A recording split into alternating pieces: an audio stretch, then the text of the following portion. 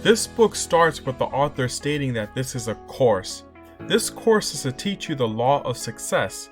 He suggests that we each share the 15 laws of success to our kids, our spouse, and others whom we meet. The more you teach, the more you learn about the subject. In this course, we will together learn the laws of success by Napoleon Hill. This simplified course and its animated videos will help you visually understand the author's message. He recommends that you take notes as you follow along and write those ideas that may flourish in your mind. At some point while watching this video, an idea will come. Pause the video and write that idea down. It's important that as you learn the 15 laws throughout this course, it is recommended that you practice anywhere between 15 to 30 weeks until they become a habit and you have mastered it. No idea is successful without it being executed. Let's start off with the subject power. It is one of the 3 basic objects of human endeavor. Power is of 2 classes, physical laws and classifying knowledge. Knowledge is of both mental and physical, and through experience comes wisdom. The author uses a few examples, and one example he touches heavily on is atoms and electrons. Electron is either positive or negative and the center force. It is the beginning of everything of a physical nature.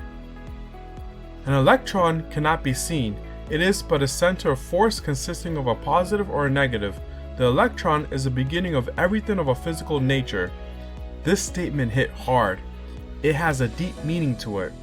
Everything around us is broken down to pieces. That computer or phone you're watching is also made of atoms. Same with the chair you're sitting on. Every speck is put together to give us a final outcome. What specks have made you to who you are today? The author talks about atoms and electrons as these are the basic foundation to finding our power.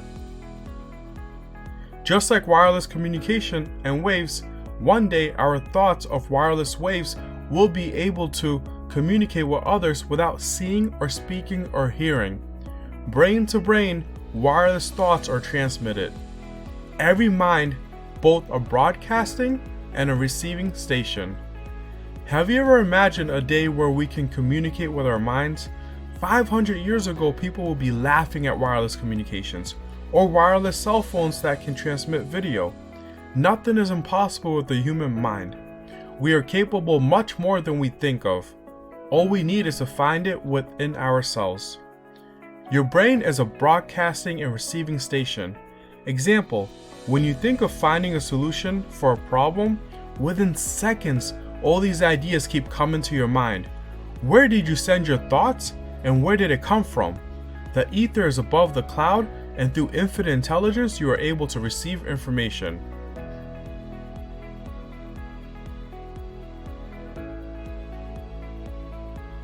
The mastermind is a group of 2 or 3 more individuals that put their minds together to achieve a greater purpose. Napoleon Hill keeps mentioning Henry Ford, Thomas Edison, and others who have used this method to create a difference in our world.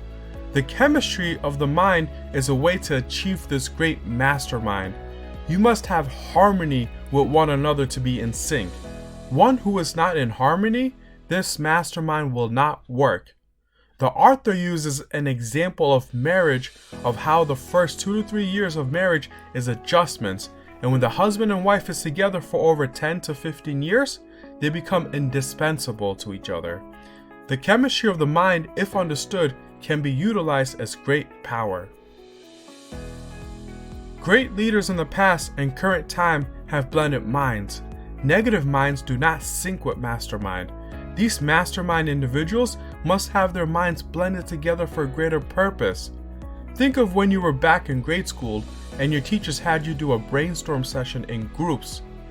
If you did not like the other person in your group, you did not sync, nor did they sync with your ideas. Brainstorming sessions are similar to what this mastermind group does. It is important to have harmony in order to receive great results.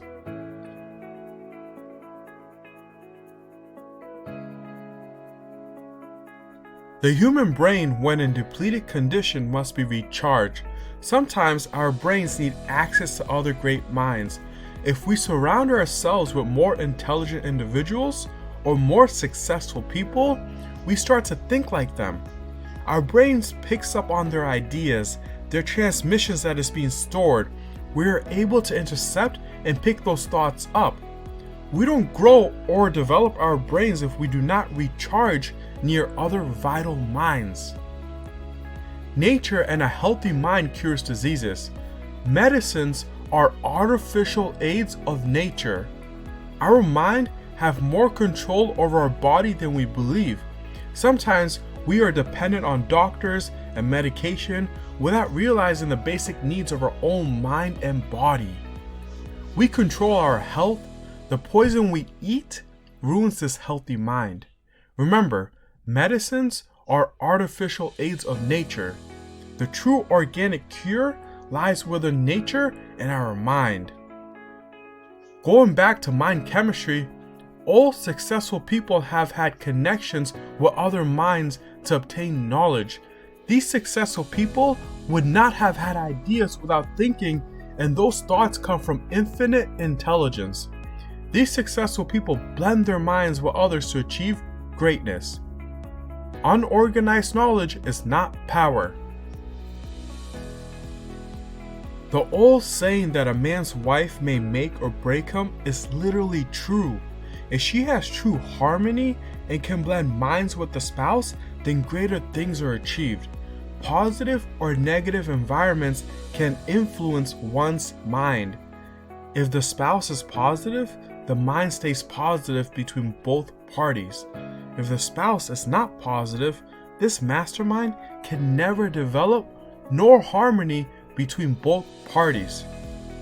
The word educate has its roots in the Latin word educu, which means to develop from within, to educe, to draw out, to grow through the law of use. Think of the root meaning of educate: to develop within, to grow through the law of use. It means nothing to memorize words if you can't apply it. Throughout this course, you will learn laws of success. These laws will mean nothing if you do not apply it.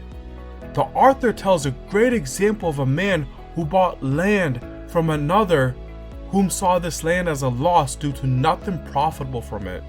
The person who owned it could not seem to have any profitable minerals on his land.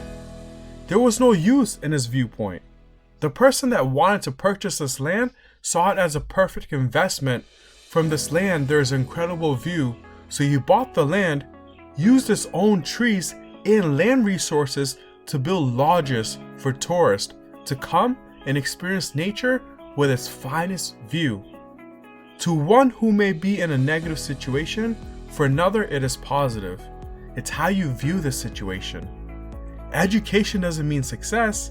It's the simple ideas of creative imagination that equals success when applied. Let's talk about the most important 6 basic fears. You must take note of this and understand these basic fears. With the knowledge of these basic fears, it's critical that you self-reflect and understand which one of these impact you most. Once we understand ourselves better, connected to these fears, we will overcome them and take control of our fears.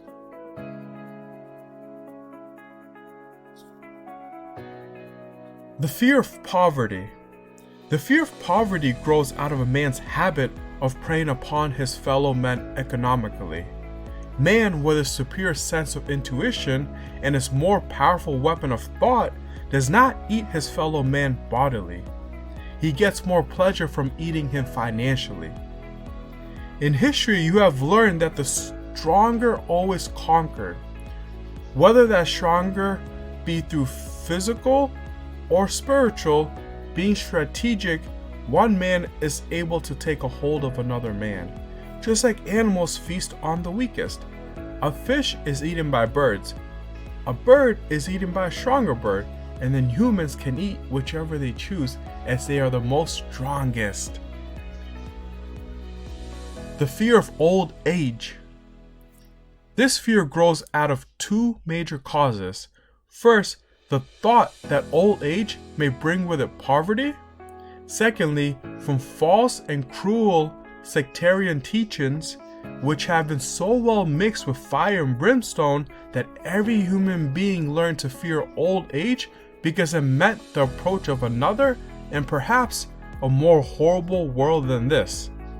In simple words, when you're afraid of being old, you limit yourself from your true capabilities, thinking you won't be as a faster runner, might start losing memory, not being able to walk or work. Also, some of us are in fear of going to hell or not knowing if they are ready for heaven.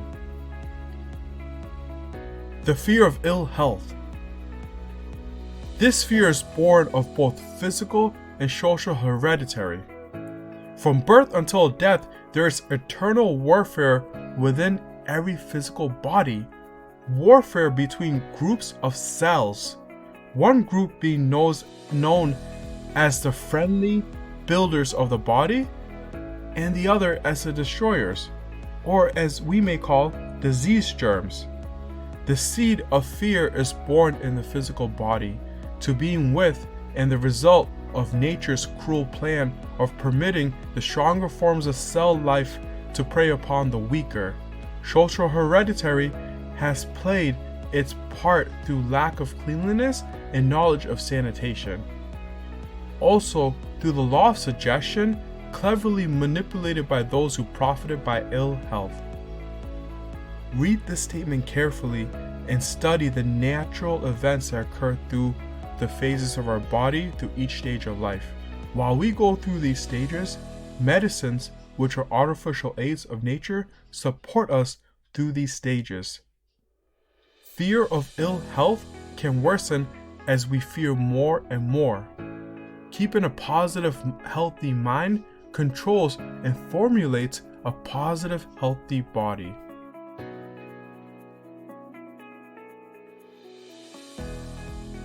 The fear of loss of love of someone. Jealousy is nothing but a form of insanity. It fills the divorce courts, causes murders, and other forms of cruel punishment. In Stone Age, man would steal another's wife by physical force and strength, while now the man has evolved to steal another's wife through enticing, being charismatic, and truly showing love and affection. Winning the heart is much more effective than by forcefully taking a woman. The fear of criticism. If you put on suspenders like Steve Urkel did in the 90s, you'd be shy to walk down the street. Similar to how baggy jeans and baggy clothes were a style in the early 2000s, with men now wearing skinny jeans. The styles change often and we adapt with it. Well, most of us do. And then some truly do not like adapting, but the fear of criticism falls on both ends. For those who don't adapt, and for those who do adapt, being true to yourself is important, and criticism will always exist. Just do not fear it. The fear of death. Where did I come from, and where am I going after death? Come into my tent, says one leader, and you may go into heaven after death. Remain out of my tent, and you may go straight to hell. Most of mankind fears death. These are the 6 basic fears that the book describes. Self-reflect and determine which of these fears control you and how will you overcome these fears. The first step is to understand and then realize. Only then can we move forward to creating a solution. You will see a table described in the book. It is called the Law of Success table. Analyze this table and look at the individuals that have been successful in these categories. You will now pause, print this table, and grade yourself before finishing this course.